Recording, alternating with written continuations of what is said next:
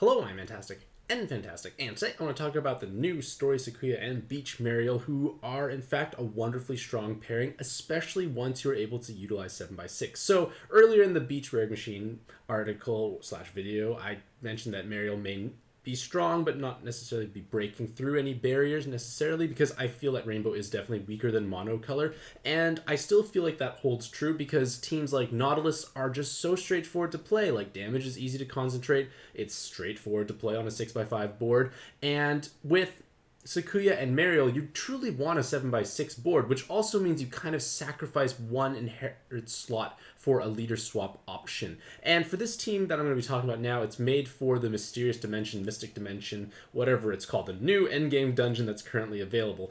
And basically, the idea is you enter in with Uruka or something with 7x6. In my case, I happen to have one, and she's probably going to be one of the best in slots for 7x6 because her active skill is highly relevant. It gives you a full Rainbow board changer, which is nice. It lets you void damage void, which is vital because we don't want to put VDP latents on stuff. We want to put the double damage cap because damage is way more important when things have billions upon billions of health. And it lets you pierce through that as well as give you 2 turns of damage absorb void. And 2 turns of damage absorb void is most certainly meaningful because there's always going to be damage absorb in virtually every single dungeon. So you are covering 2 vital parts for your team. She can gain the skill charge Super Awakening. I know it's tempting to get that 10 combo to give 5 times more damage and let her hit spectacularly large numbers, but I feel the skill charge is actually the best course of action because you want to be able to charge this 19 turn cooldown up every 9.5 or 10 turns in this case, because on a 7x6 you should be able to hit all 5 colors on a regular basis, and that's the main reason why I include her on my given team.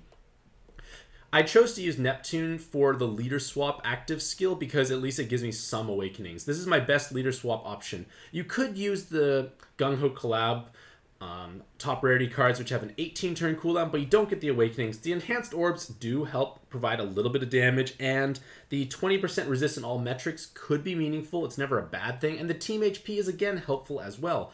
And for Sakuya, you have a 10 turn cooldown plus the 22 turns from Neptune, so that means I need 32 turns to fully leader swap. But there are ways to get around this. I have the Lena Inverse inherited on my friend's Mariel, which gives you 2 turns of haste. So if we look at the team here, I have 27 skill boosts.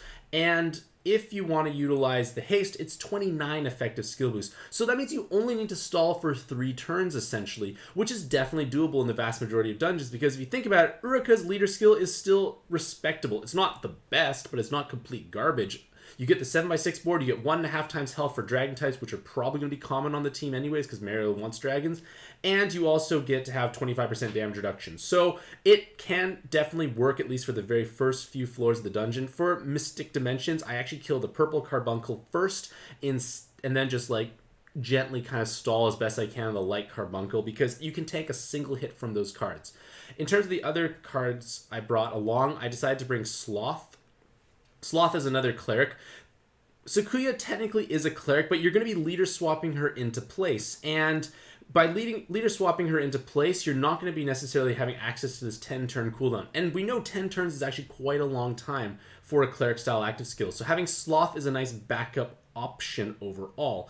And with Sloth, I actually go from 12. Well, I think it's a little longer. I think these are showing the buffs from the future. But the idea is Sloth has skill charge. So between Sloth and Sakuya, you should have enough coverage overall to overcome any of your cleric needs. Akine is just a wonderful rainbow sub. She gives you the void damage void for 2 turns and 50% damage reduction. That 50% damage reduction is actually meaningful because you suddenly can tank much larger hits than would have not normally been possible. And it can let you tank preemptives or possibly some soft executes. It's never bad. You get the void damage void, which you've established is meaningful. She has 6 skill boosts, 2 skill charges, and an L, which may not necessarily be relevant for Rainbow, but you have the ability to charge up this 22 turn cooldown in potentially 8 turns due to all the skill charge, and then you get your choice of super resist. So depending on what you were not able to cover on the given dungeon, you can now use through her super awakenings. And then I just upgraded her active skill, or just side graded her active skill by giving a long cooldown that also gives 3 turns of void damage void. I just want to be able to void damage if possible, and I needed some jammer resist at least for this specific setup, and it was just a better option for a long cooldown. That gave also a skill boost, because why not? Uruka, I already talked about, is necessary for the 7x6. Other good options would be Sophie in whatever color you need to cover your needs. You can also use Diablos if you truly want it. Green, purple are probably more awkward colors as well, but it could be a little awkward to work Diablos in because Mariel's active gives attack buffs anyways. The Diablos buff is stronger, but it's probably not needed, I feel. I tried using Diablos. Uruka was just a much better choice. 810 is another possibility of 7/6 and a time buff through his active skill, which is something that might be meaningful. Sophie does have universal buffs. And one thing for Uruka is because she has the Recover Bind Awakening, I'm able to actually utilize the...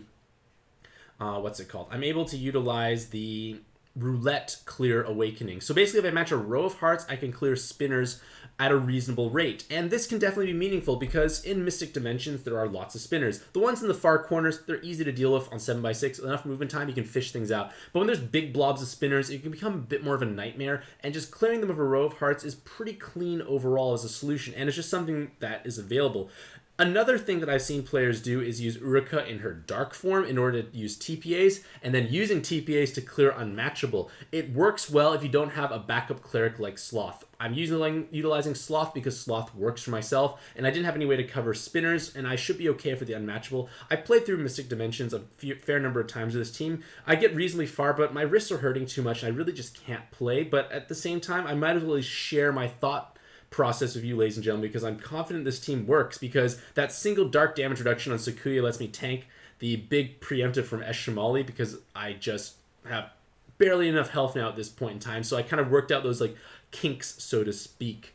And lastly, for Beach Mariels, you want to have double damage cap along with Sakuya so they hit incredibly hard.